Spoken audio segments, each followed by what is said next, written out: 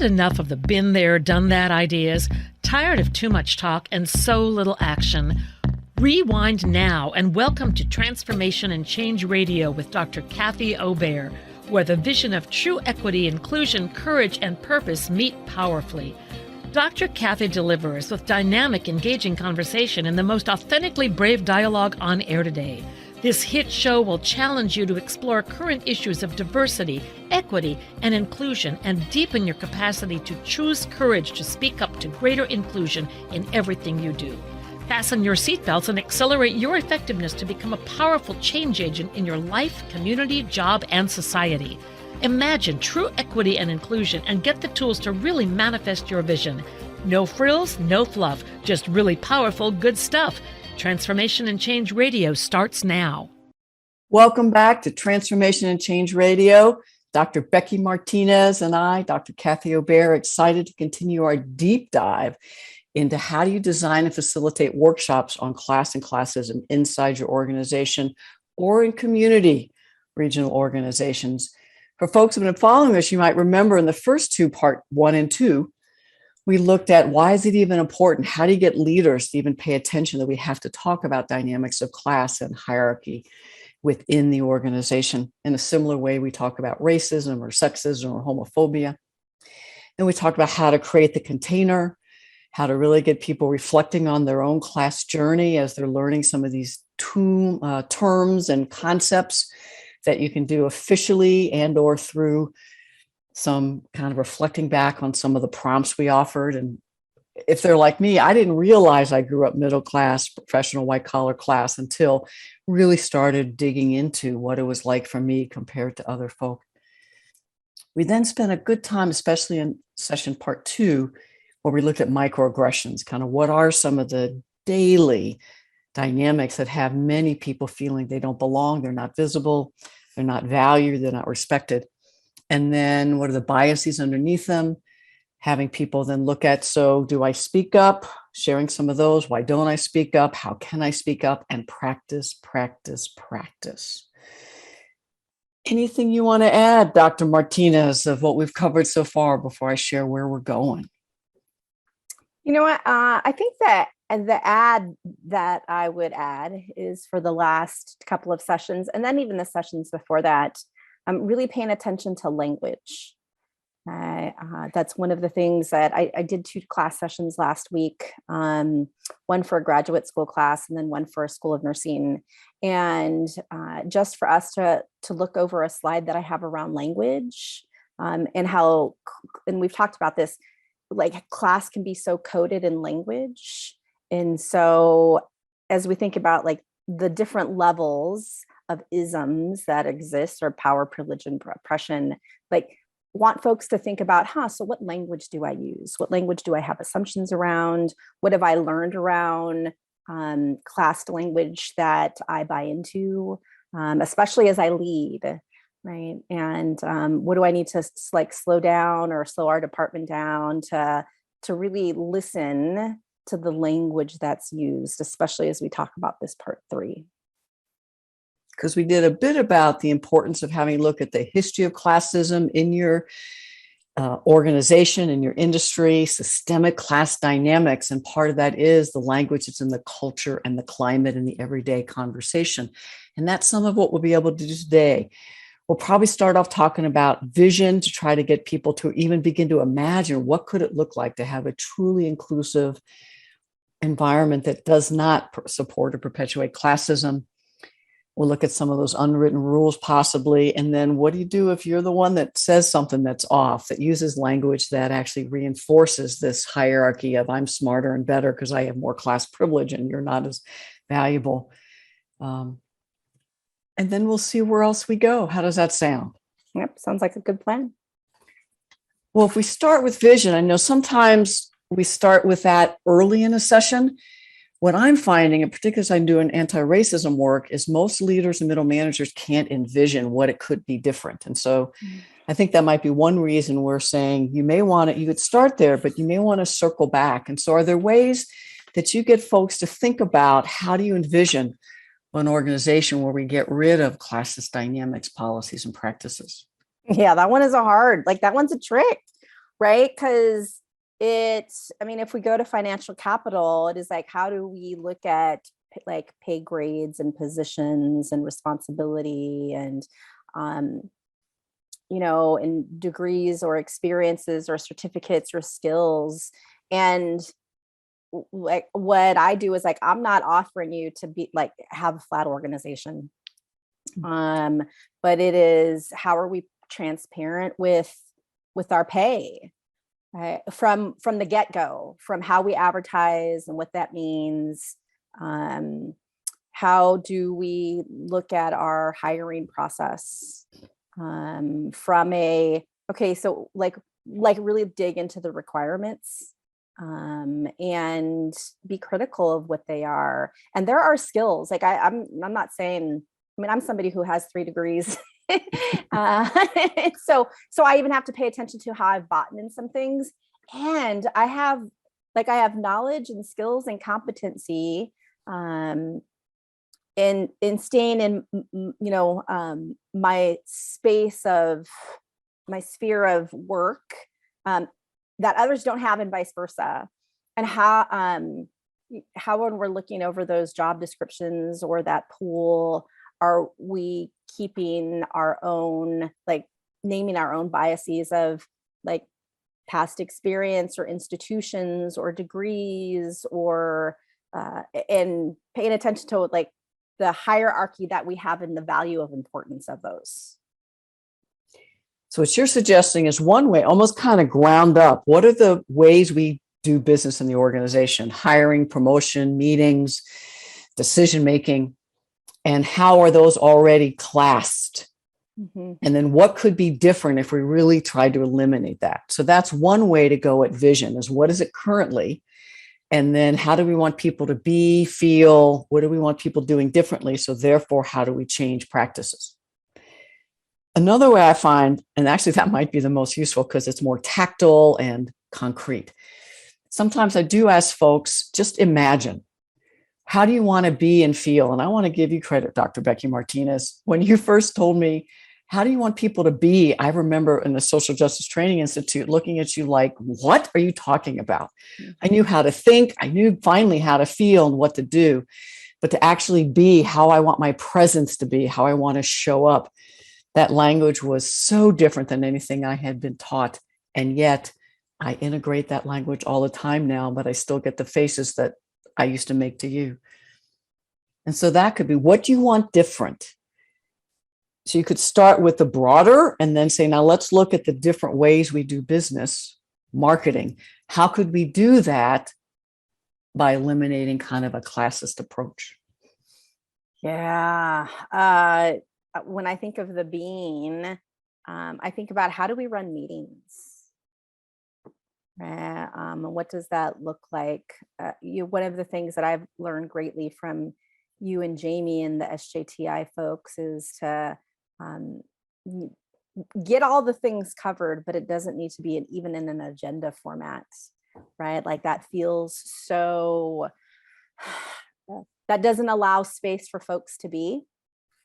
And it gets so rigid. And I don't like, I even haven't thought about what class and rigidity, like how they interplay with each other. Cause I think about like whiteness and rigidity.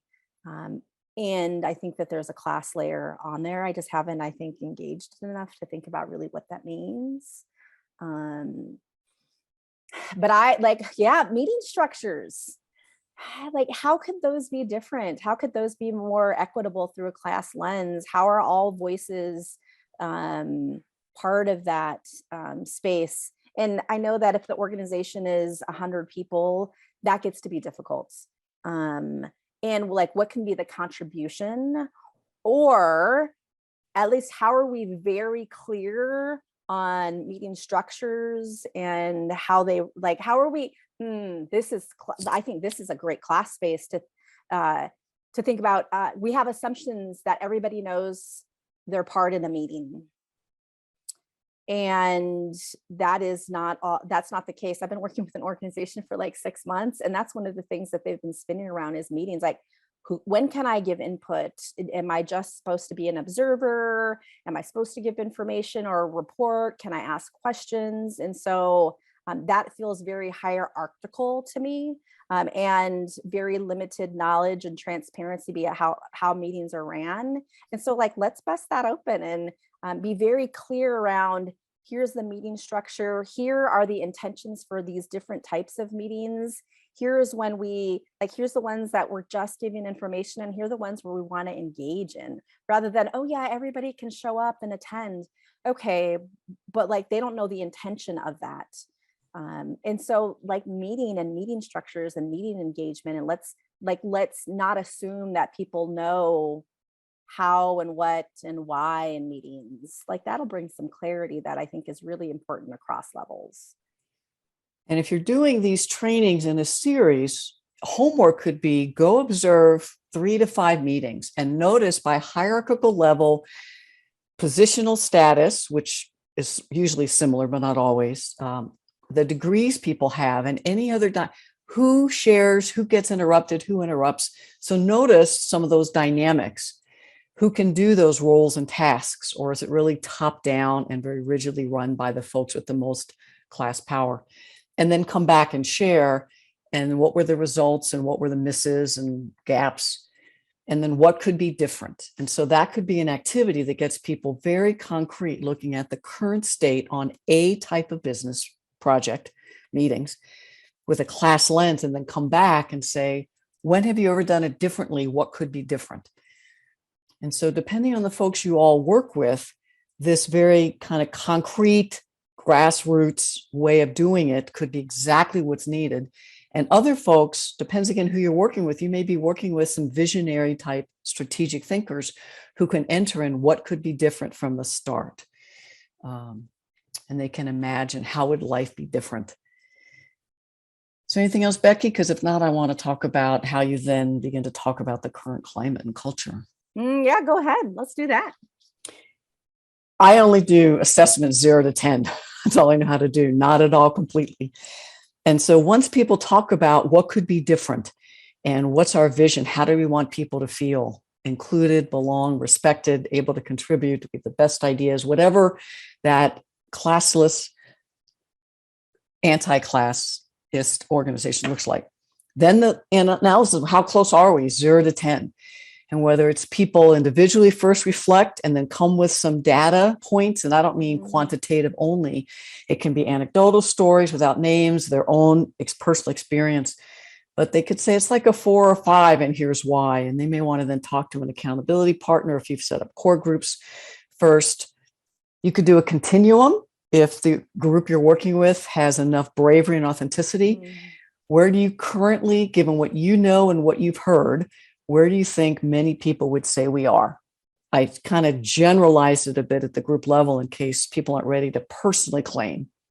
People could then move into a continuum, turn and talk to a few people, and then have small groups share out. Well, we think it's kind of a 2 or 3. We think it's a 7 or an 8, and share. And that dialogue about where we are, how far we've come, higher levels, 7, 8, 9, 10s will think, look how far we've come, folks.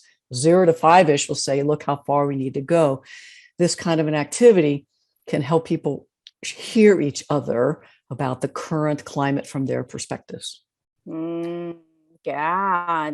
And as you're talking, I'm thinking about all of so I think folks who are listening really need to pay attention to all of the work that's able to get to that space. Part 1 and 2. Yes, right. And it may be like part 1 3 times and part 2 3 times, because we're so not practiced, and we're scared, and we're shamed to like do that continuum, right? So be intentional and be careful, because I think the setup, like as I hear that, the setup is 3 months to get to, 6 months to get to, if they're committed, right? And if it is a part of their practice, and it would be lovely to be in that space and say, I'm a and not just from a like a money space, and know that that's where a lot of folks are going to go. Mm-hmm.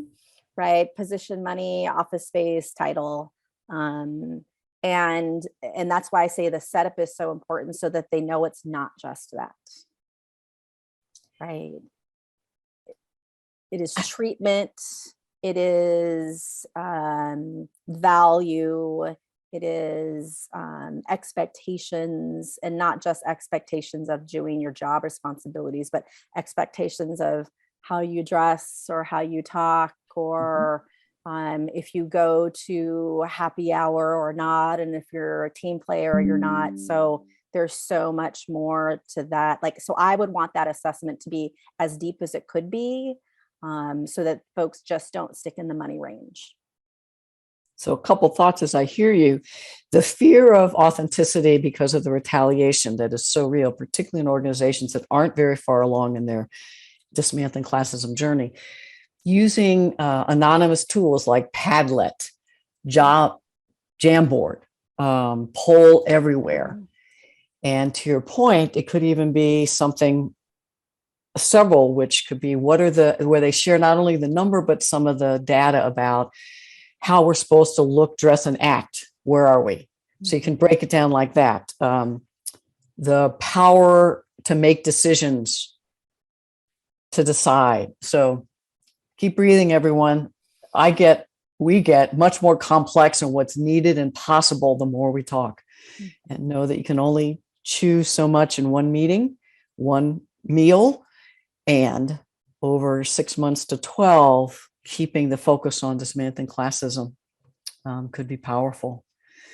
And so envisioning what's possible in all the different business type of operations, and then where are we, and then what's do we need to do to shift, is part of where we're headed in this. And I think as folks are doing class-related work or anti-class related work, I was leading a session a couple of weeks ago, and somebody had talked about, and I was fascinated. I'd never heard this, and I told her I'm borrowing it. Is as you're thinking about engaging individually and collectively, she said, this is my paycheck function, and this is my passion function. And I was like, oh. And she talked about, so this is what I get paid for. And some of it I like, and some of it I don't, but like, this is what I'm passionate about. And she was so appreciative of her supervisor that they've had conversations to be able to also do her passion function and not just her job responsibility function, and not having it be layered where it is then extra or other duties assigned, but really looking about, okay, so what is it that we need you to do, and what is it that you're passionate to do, and not meaning that they can't overlap, but for her they were distinctly different. And so the listening from her supervisor or the leadership to be like, okay, how can we support you in this position, for both of those to be true. That approach and strategy and way of being is about self-care, community care, rejuvenating, retention. And when I was a manager, it was 30 plus years ago, I had the flexibility to follow my passion. I was high enough in the organization. Nobody questioned what I was doing. If I had an idea of a new conference or a new workshop or a new class I wanted to teach, I could do it. And so my guess is this is another criteria of classism: who gets to follow their passion within their sphere of influence or beyond without being questioned, challenged, retaliation, and who doesn't. That's another indicator of hierarchy, power, class. So good. Very much so. And she was in development. So she recognized the tension at times, because her job is to go and get money for this particular unit. And so she's like, that's what I get paid for. And so that tension is eased a little bit. What's the possibility of me also doing things that I'm really passionate about? And if you're a supervisor, manager, leader listening, it's not an either or. Right. In fact, as people are engaged in more systemic, passionate endeavors, they're building relationships, they're seeing more of the climate and culture, they're getting ideas to bring back to their unit. And yet, I think a classist structure teaches us compartmentalize, just do your job, do what you're told, as opposed to seeing the bigger picture. The more we can get folks throughout the organization involved in dismantling classism in their area, as well as task forces that are cross areas, all of that benefits the larger strategic picture. And yet we have to first let go of our vision that people have to be tied to a desk or a phone in order for them to do their job. Talk about classism. Oof. Yeah, right. And that is like the pandemic has thrown that on our heads of being able to do business differently. And we know that there's some folks that are still really open to going down that path, and there's others that you got to be in the office, and what does that mean? And it's an interesting crossroads that we're at, that a lot of folks are at right now, around what does work look and feel like. And so that could be another, as we come almost to our halfway point, what's the kind of work climate you work best in, you thrive in, and who gets access to this? And is there a class hierarchical dynamic? And so having the group, because even you said flexibility, a chance to do passion work, chance to balance your lifestyle so that you can be remote, in person, hybrid. There's so many other ways that there's relationship building in addition to task completion. So that's another way to get at what is kind of the vision of an environment where people can do their best work and we can dismantle these classist oppressive structures. How close are we? And then who gets access, and how can we broaden this so people can all have access? Yeah. Ooh, that's good. I'm still thinking about that then. And what that means, and what that would bump against in my own socialization and organizationally, what that would bump against. So I'm excited to talk about that when we come back. And again, it's not an either or, as you said, right. We're not getting rid of hierarchy. Not everybody has access to everything, but can we do more? Can it be more fair? And can we see this unearned, undeserved, real class privilege that folks in the hierarchical high levels, top leaders, senior leaders, AVPs get, that even managers often don't, much less, quote, people in lower level positions. So we just have a couple minutes left before we break. Anything else coming up? I think from a culture perspective, one of the things to pay attention to in the conversation is the assumption that these upper leaders or upper management come from a class of origin that is an upper management class of origin, and that is a myth. And so one, people can take on these norms and values, and then sometimes there's a tension or a mismatch between that, and then people leave. And so how do we set cultural norms where we like take that myth out? And maybe that's the engagement in the beginning. And now I know I'm getting too much into the like depths of this is what folks should do. But I think that that's really important to pay attention to, is that myth. I love it. And at this point in a workshop, it could be come in thinking about what were the values, the culture you grew up in by class, which of those are reflected in the current climate of culture, which of these actually have you had to hide or you've punished if you brought in, and which of those do you think actually would expand us, help us meet our goal? Speaking of meeting our goal, we need to close out this first session. Doctors Becky Martinez and Kathy Obear, Center for Transformation and Change Radio. We're excited to come back to continue to look at designing and facilitating kind of the systemic change parts of workshops on classism. We'll be back in a few.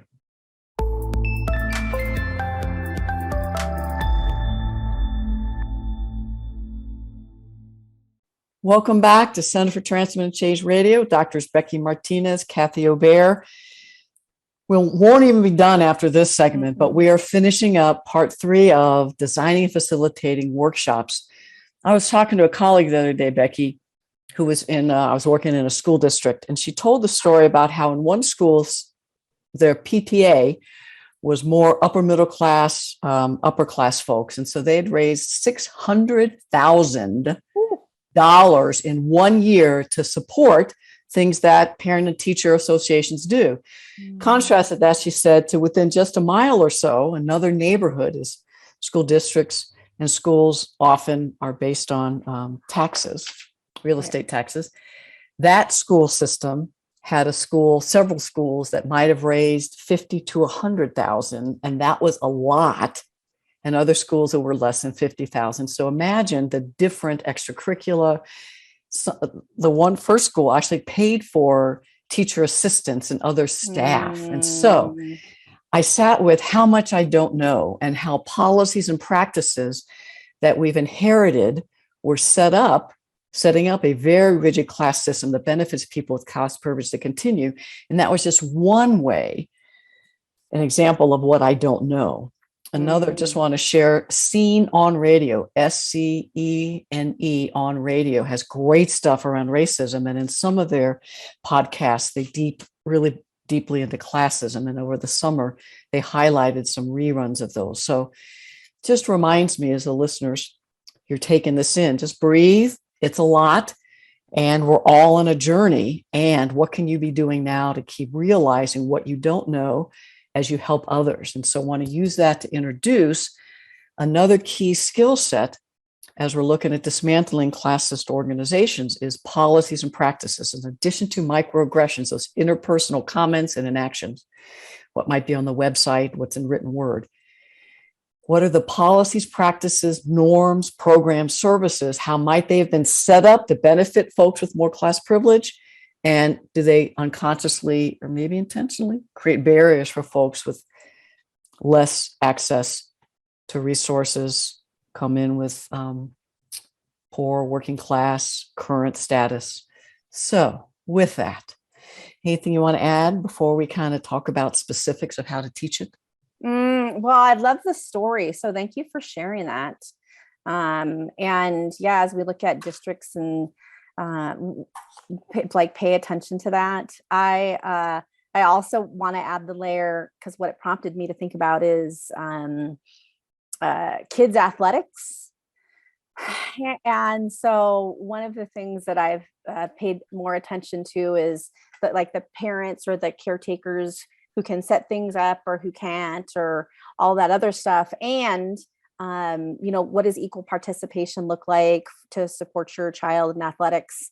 And for some, either different sports or organizations or a cross mix, if you, so it's like, oh, you have to do 10 hours, or you can pay $50.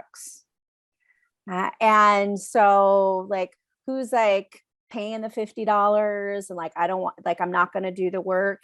And then it gets complicated, right? Of, well, I'm a single parent. And so like 10 hours is a lot of time. And so is $50. But now I have these competing priorities or needs.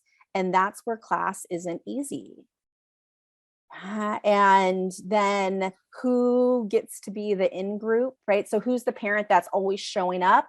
But it's like, and then those parents know that the other parent or the family person has paid money to not show up. So then what's the judgment, or what are the dynamics? But it's like, well, I'm a single parent, and like, I've got to be able to work, or I've got other kids or other responsibilities, and I can't do that. But see, that this is how I think class plays itself out, even with our young folks. And like, that's a policy and a practice, and there's a norm. And so it becomes really sticky. And I want folks to pay attention to, and that's why it's really messy to talk about. Because there is no, like, which is the better option, or what is the less anti-classist option? Because it's a challenging decision. Yeah. And those either or. So what you just shared could be literally, listeners, the scenario that you write up as you're introducing the skill set of how do you identify, then analyze and revise practices, policies, programs, services. So use one that's not in your organization, but that people relate to. Because I'll bet 70, 80% of the people in workshops can relate to what you just said, Becky. I don't have kids, but I have friends with kids that are in athletics. I like to watch athletics. I've donated to high school teams. So even me would be interested in that one. So you find like 3 scenarios like that and have people chew on them for a while. Are there any unintended class privilege in this? Would people with different life experiences that are related to class of origin, current class, be negatively impacted by this? What's the impact then on the students, the people playing? The folks that pay money, what access might they get? Will they get the coach's ear? Will their kid play more? So having people really just chew on something will help them get those strategic thinking skills revved up and working or learned. And then you could have people, again, on a Padlet or some other anonymous, give them homework. What are some of the current policies, practice programs in the organization that have already been shifted to create greater class access, to dismantle some classist attitudes? So start with strengths. And which of these could still be improved more, and which other ones need to be analyzed? Mm-hmm. So collect up a bunch before you move on to actually practicing in a session. Yeah, I love that. Even as I think about like the small things, which aren't small for some folks and really small and really big for other folks, or, like the celebration of people and needing to, I'll donate $5 and we can do the cake, or we can do that. Like, how do we balance all of that out in the celebration of people, but also the cost to people, and where is this middle ground space, and what does that look and feel like? Yeah. So that could be one of the 2 scenarios that people chew with first, because that one really, and then always looking for other ways, not the best way. Yeah. But in that one, could we have a list of tasks and money we need to raise with a barometer? And as people give money, the barometer increases. And then as people sign up for tasks, people know who's doing those. Mm-hmm. And so not everybody shares money. Some people might be willing to stay after clean up for 10 minutes. And some people might want to give $40 as opposed to $5. Mm-hmm. Again, not advertising who gives what, but to say if you can give more, that might support people. But to say that out loud, get people to practice, and then choose ones that might be a little more complex or related to the daily business of work. And if people want to email me, I have some handouts with some basic questions. My guess is you do too, Becky, and email Becky for resources of, I assume they could do that. I'm sorry. Was that true? Yeah, please. But everything from this current practice, how did it start? What were its intentions then? By class identity, who did it benefit? Were there barriers created? What's the intention now? By class identity, whose needs does it meet? Whose needs doesn't it meet? Are there barriers or obstacles created? What's the negative impact? What else is possible? Those kinds of questions written down and having people chew on, literally practice on 4, 5, 6 practices, can develop the capacity to take this back to their unit and do it in real time. Yeah, it's the real time piece. And I would say whatever list you're using, or whatever, I want to pay attention to jargon. I have a bunch, I'll bet. Yeah, right. And so let's also pay attention to that in the questions that we ask, because there's so much jargon. As I think about policies, practices, and unwritten rules and norms, clear your jargon up, folks. That's going to be really important in even asking the questions. And that can feel like, oh, it goes counter to our organization or our profession, and our professions and organizations are filled with class jargon.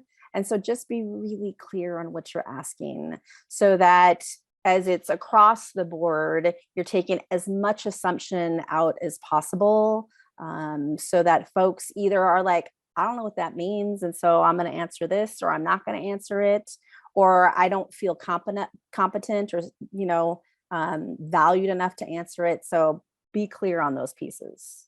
So good.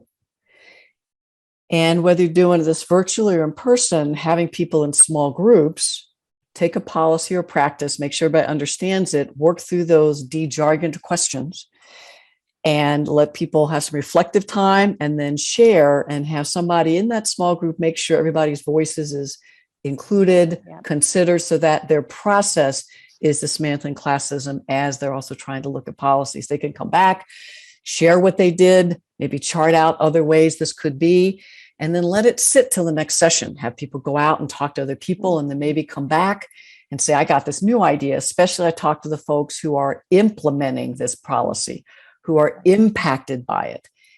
And so over several sessions, you can literally do some work of revising, analyzing current policies, practices that then you can then share with the people who made them and who are still enforcing them to consider. So it can be a change process.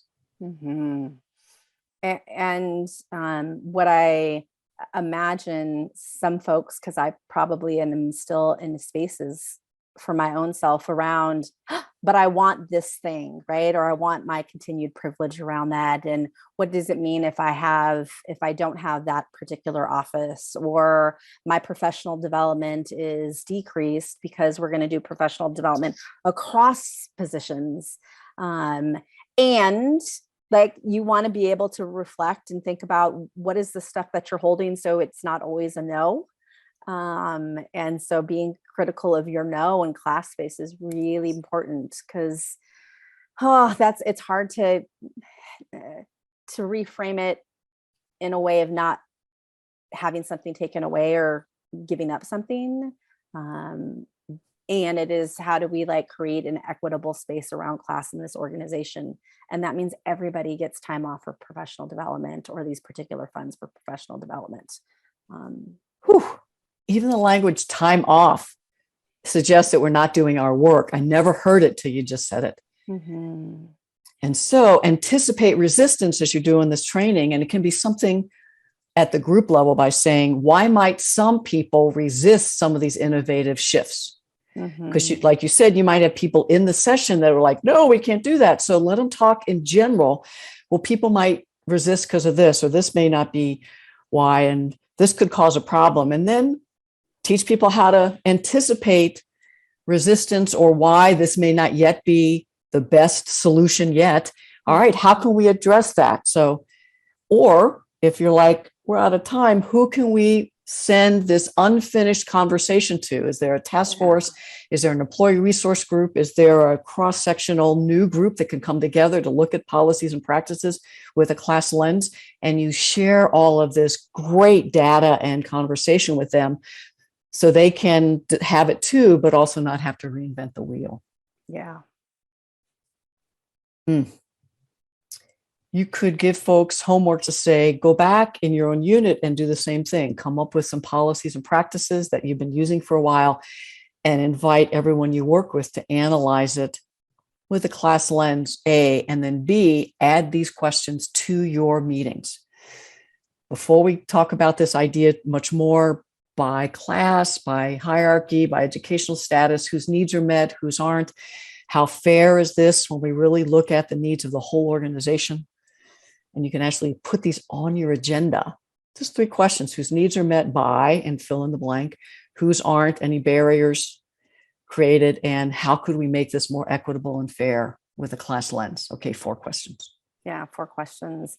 And here's the other thing. So even as I'm hearing you talk, Kath, I'm also having some reaction, because one of the things that we've got to figure out how to balance, and I don't know if I have the answer yet. I think I have the answer when I do anti-racism work and race work, is like, listen to people of color, right? And you don't need 12 task force, and it doesn't need to take 12 months. Right. Because that is a very middle class plus way of doing things. That's good. So how, like, listen to the voices of like working class folks or people with lower positionality, right? Because they've got answers, and it doesn't take 6 months to like listen to them. They've got wisdom and answers, and follow their direction with some stuff. Because what we do is we can get caught up in we need a subcommittee. This is going to be a strategic plan for the next year. And like, my working class person is like, fuck, I hate that shit. Right? And then my like middle class space is like, I understand like why that is necessary. It doesn't mean that I value it or agree with it, but like in 12 months, people will have buy-in. And it's like, wow, we could have avoided, like we could have done this 2 months ago, as opposed to like in 2 months, as opposed to in 12 months, because we get stuck. Yeah. So that raises the question. I love all that you're saying. So two thoughts. One is, if you're in a unit or division, what can we implement now that we're really hearing from folks implementing and impacted by this? And are there other questions that we really do want to pull apart a bit more? Totally. And then it doesn't have to be a year if you do kind of large group. Can you do an open forum? Can you do open space where people come together for a half day, maybe twice, to really do real work in the moment, breadth the differences in the room, and you collect up all that data. And then the work then is, how do we then operationalize it? So there are ways to do it differently than kind of a top-down, this means kind of task force that works forever, and then the report stands on the shelf. How about unwritten rules? Because it's one thing to have a policy of practices written down. Some of that, it's like the air you breathe, the culture and the climate, the rules we have. Are there ways that you have asked people to identify those and look at it with the class lens and shift them? Let's see, the unwritten rules. So sometimes the question I ask is around treatment, right? And so what is the treatment like across different positions? And treatment could be time, like voice time in meetings, but also like who gets a hello and who doesn't get a hello. Love it. Right, like that, because that then shows you like who's getting airtime for value and who's not. So it's usually it's around treatment.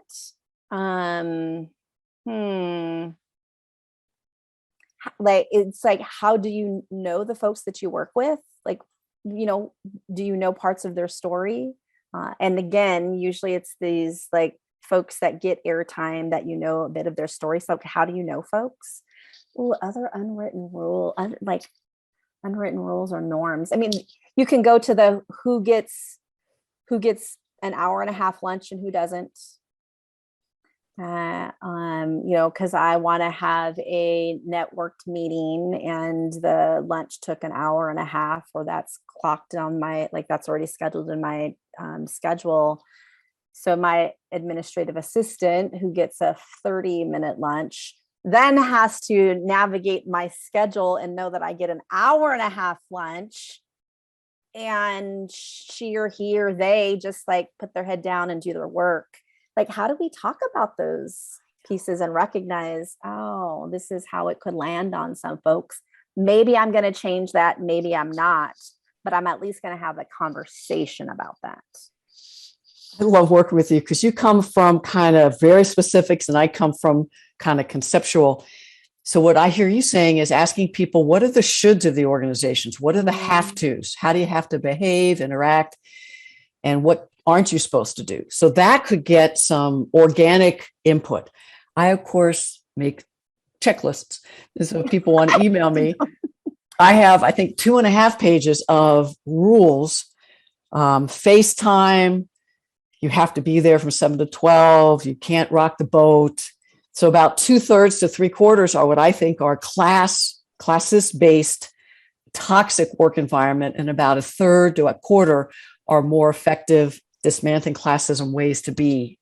And so the culture and the climate. And so whether you do it the way of kind of, you're talking about have people share them and then where are we and how do we need to shift it, or using a worksheet so people go, oh, I hadn't realized how many rules we have about no open conflict and never question a leader in public. And so some of those rules, to then have people really identify them and then sit with which ones of these actually don't serve us, which ones don't help us meet this vision of a really inclusive, equitable by class, and then what could be different. So not only the written policies, but those unwritten rules. And then how do we coach these in orientation and informal coaching and sponsoring and mentoring? And how do we actually systematize coaching the new set of norms that we want that really meet our goals for dismantling classism. Yeah, that is like, I think about how do we put that up front in the recruiting process, and how is that part of the job interview through the onboarding process. And we know that organizations just do a poor job with a DEI lens in almost all three of those spaces. Yeah. Right. And then it is, okay, so if we're doing this as an organization to like, that's our commitment, then we also have this commitment to train the folks that are going to supervise the folks coming in, or there will be, it will be ugly, right? It'll be messy more than it should be. And in performance management, can you imagine if people have to share, here is how I have promoted and reinforced the new culture that dismantles classism in formal policies and practices and unwritten rules. Here's how I am showing up a new way of being a leader, a new way of being an employee, and encouraging others. Whew. That would be lovely. I know. To see that. Yeah. We just have a few minutes, and your wonderful question of what we've learned and been impacted. I've done most everything we've talked about, even our new ideas, I have thought about around anti-racism work. But until meeting you and having you really put class up to me much more, and then these sessions with you so far, I just haven't taken what's here and moved it over here with whatever needs to shift. So I want to personally thank you for, I am much better positioned to design, facilitate, co-lead with someone whose life experiences are much more than the marginalized experience, work on classism, because what I've learned with you and insights we've gotten together. Oh, that's lovely. Thank you. You know, I have learned from guests that like there is just wisdom that ask the question, put it on an agenda, do a training to introduce like concepts. There are folks and organizations that are just so eager and afraid to talk about class and the ways that it shows up from them individually, but how they're treated or how they treat folks, or that we can't talk about it. And all of our guests have come with this like brilliance. And I think all of us have that brilliance in it. We just got to be able to tap into that. I've learned from you, you're this big macro thinker. And so I always appreciate the systems analysis that you have, especially as I think about class and how to do those various activities and collect some data and get some voices and not try to take it all on at once. Yes, because that will stop us. Whew. As we close today, we're going to have several more guests. We have several more of these where we're going to invite people in. And so if you have more questions, you can write, get on the website for the radio show, or you can find our emails on our different websites and send us a note if you want us to continue in the last few that we have like this. And we really hope you try out some of these activities with yourself, a group of friends, a few colleagues, maybe in the work environment, and just keep deepening your capacity to be honest, authentic, and see the truth and reality about classism in your organization and society. Yeah, and good luck doing it. And no, it is. No, it's not like it is. It is a little scary, and just like lean into that, and let it show itself. Just continue to unearth. That's what I say. Yeah. And in these last 20 days before the midterms, analyze with a class lens as you choose who you are voting for the goodness of the full country, please. And get people you know and love to do the same. Doctors Becky Martinez and Kathy Obear, Center for Information Transformation Radio. We cannot wait to bring in some more guests and continue this dialogue. Thank you all for joining us. You've been listening to Dr. Kathy Obear on Transformation Talk Radio. Thanks for tuning in, and be sure to catch us next time as Kathy inspires listeners to become agents of change, motivate, innovate, and speak truth to power. Step into the courageous you that will change the world. Connect to life-changing conversations to extend your reach. For more information on Kathy and her work, please visit drkathyobear.com. That's drkathyobear.com.